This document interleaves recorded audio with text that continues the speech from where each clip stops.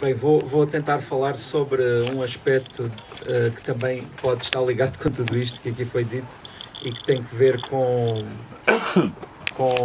a forma como a cultura, e neste caso a literatura, nos serve e nos importa e, e também está muito ligado com a minha experiência. Eu publiquei o meu primeiro livro no ano 2000 e esse livro é um pequeno livro que se chama Morreste-me e que eu escrevi com 21 anos depois da morte do meu pai, e é um livro que fala sobre o luto, sobre a perda.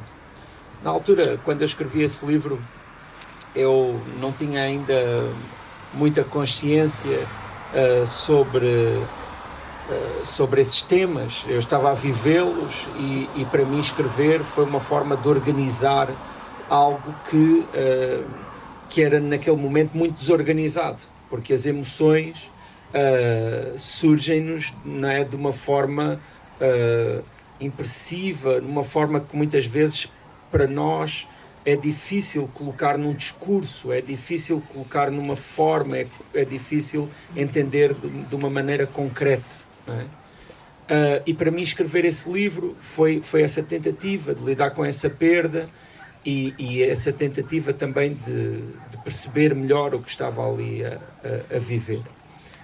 Publiquei o livro anos mais tarde e desde então esse livro foi muito lido e foi muito e tenho ao longo dos anos ouvido muita gente a falar desses temas que estão presentes no livro. E então foi por essa via que vim a colecionar algumas ideias sobre o luto. O luto, não é? Que é um momento pelo qual todos passamos, seja pela perda de pessoas ou pelas diversas perdas que acontecem na vida.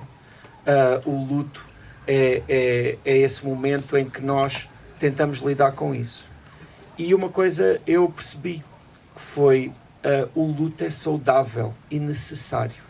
Ou seja, perante uma perda, é altamente pouco saudável recusá-la, fingir que não se passou nada, fingir, não, eu estou bem, é normal, já, pois, as pessoas morrem e tal. Não, isso é pouco saudável. É normal, o saudável é olhar para aquilo que se perdeu, reconhecê-lo e ultrapassar o luto, que também é saudável. Ficar permanentemente no luto, recusar-se a abandonar o luto, também é igualmente pouco saudável, mas ultrapassá-lo é, por estranho que pareça, no momento em que estamos a viver essa circunstância, é encontrar um sentido para aquela perda, o que muitas vezes é difícil e é muito relativo. Por isso é que os lutos são diferentes com as diferentes pessoas e com as diferentes circunstâncias da vida. Vou dar um exemplo especialmente terrível. Quando morre um filho, por exemplo, é muito difícil encontrar uma justificação para isso. É muito difícil encontrar uma razão para isso ter acontecido. No entanto, ultrapassar o luto, que não significa esquecer o que se perdeu, não significa não sentir nada perante aquilo que se perdeu, mas voltar à vida é quando a pessoa consegue encontrar algumas razões, encontrar alguns motivos de esperança, porque realmente é a esperança o grande combustível da vida. O desânimo, a depressão, não é estar vivo. Aliás, a depressão é quando as pessoas justamente perdem energia, não conseguem levantar-se de manhã, não conseguem ter um horizonte, não conseguem ter objetivos. E a esperança é exatamente isso, é acreditar que o que virá será positivo, será um crescimento, será melhor do que temos agora. E eu sinto que a cultura, e neste caso a literatura, pode ser isso, porque a literatura é muitas coisas. E uma delas, seguramente, a literatura é consciência. A literatura é sabermos sobre nós, é conseguirmos avaliar as nossas opções, é conseguirmos identificar os nossos momentos de decisão, é conseguirmos estar vivos e sentir a vida. A literatura é, muitas vezes, uma sedimentação da memória, ou se quisermos, da consciência coletiva. É todos juntos estarmos de acordo com uma ideia acerca do que aconteceu e do que foi a nossa experiência coletiva, e a partir daí construirmos a nossa identidade, construirmos aqueles que somos, e também mantermos uma relação saudável com aquilo que somos. E, a meu ver, na minha opinião, essa relação saudável com aquilo que somos inclui um certo orgulho naquilo que somos. Eu não sou exatamente deste interior, porque ontem estávamos com o presidente Marcelo Rebelo de Sousa em Castanheira de Pera, e ele estava a dizer uma coisa interessante. Estava a dizer: em Portugal existem diversos interiores, e eles próprios também a várias velocidades e em vários momentos. E eu sou de um outro interior, porque eu nasci no Alto Alentejo, numa aldeia que se chama Galveias, e que atualmente tem 1000 pessoas, e que também é um interior. Ainda assim, muitas vezes, seja aqui em Arganil, seja em Trás-os-Montes, seja no Alentejo, seja às vezes até em lugares já bem próximos do litoral, eu encontro muita ligação com todos estes interiores, e encontro muita ligação pessoal, e sinto de uma maneira muito forte, e inclusivamente em alguns livros meus também encontrei pretexto para falar disso, porque a literatura, uma oportunidade que tem também é de falar com um coletivo de pessoas e chamar a atenção sobre diversos temas. E um tema que realmente neste momento temos de chamar a atenção, e que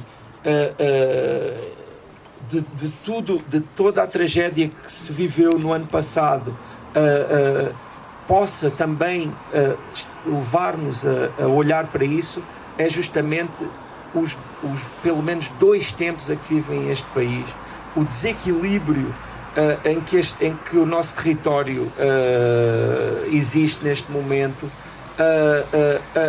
a constante luta que o interior tem de fazer, e resistência para justamente criar motivos de atração para se vir aqui, a construção de esperança para que as novas famílias possam se fixar aqui, ter filhos aqui,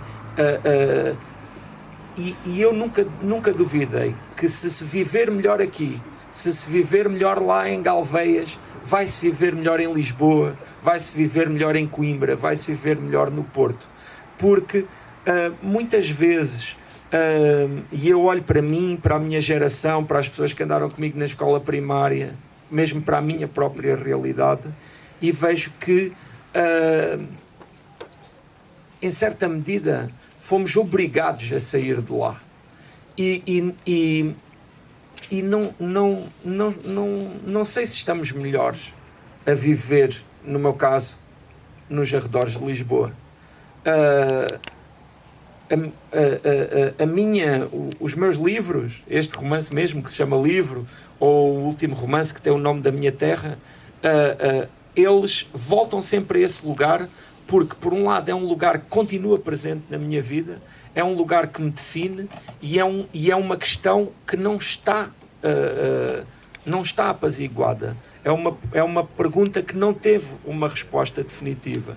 E eu sinto que esta tarefa não pode ser só feita pela Ana Filomena Amaral ou pelas pessoas daqui, ou pelas associações, instituições.